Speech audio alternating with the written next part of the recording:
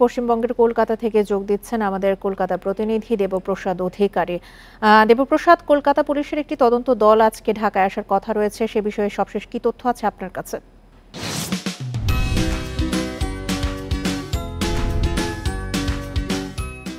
দেখুন, কালকের এই ঘটনার পরে বা এই পুলিশ ইতিমধ্যেই কিন্তু কালকের রাতেই একটি গাড়িকে উদ্ধার করেছে, যে গাড়িটি এই খুনের সঙ্গে জড়িত বা ব্যবহৃত বলে পুলিশ মনে করছে।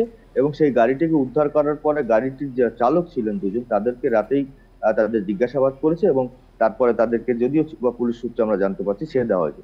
এরপরেও পরবর্তী সকালের যে পদক্ষেপ, সেটা হচ্ছে যে কলকাতা পুলিশের একটি টিম বাংলাদেশে যেতে পারে এবং সেখানে বাংলাদেশে গিয়ে যারা এই বাংলাদেশে গ্রেপ্তার হয়েছে, অর্থাৎ এখানে যারা গ্রেপ্তার হয়েছে এবং যারা বাংলাদেশে গ্রেপ্তার হয়েছে, সেই গ্রেপ্তারের যে যারা আসামি রয়েছে, তাদেরকে জিজ্ঞাসাবাদ এবং একটি বিশেষ নথি, যে এই খুনের সঙ্গে আসলে সিআইডি যেটা মনে করছেন যে খুনের সঙ্গে একটা মোটিভ আছে, সেই মোটিভটাকে জাস্টিফাই করার জন্যই বাংলাদেশে যাচ্ছেন। এবং বাংলাদেশের পুলিশের সঙ্গেও কিন্তু আহ আমরা যেটা জানতে পারছি যে তারা তাদের সঙ্গে কথা বলবেন। এবং এখানে একটা বিষয় রয়েছে, কারণ যে গতকাল রাতেই আপনাকে আমি জানিয়ে রাখি যে একটি খুনের মামলা নিউটাউন থানায় রুজু হয়েছে বা দায়ের হয়েছে।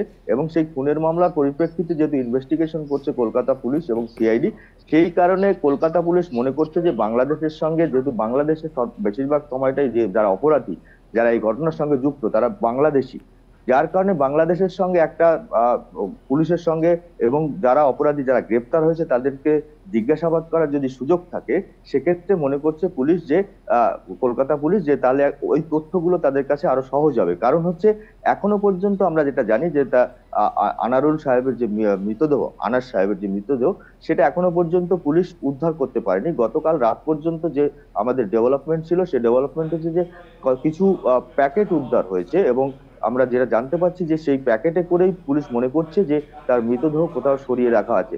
কিন্তু এখনো পর্যন্ত সেই মৃতদেহ কিন্তু উদ্ধার করতে পেরেছে এমন কথাটা পুলিশ আমাদেরকে জানাচ্ছেন না বা তথ্য দিতে পারছেন না।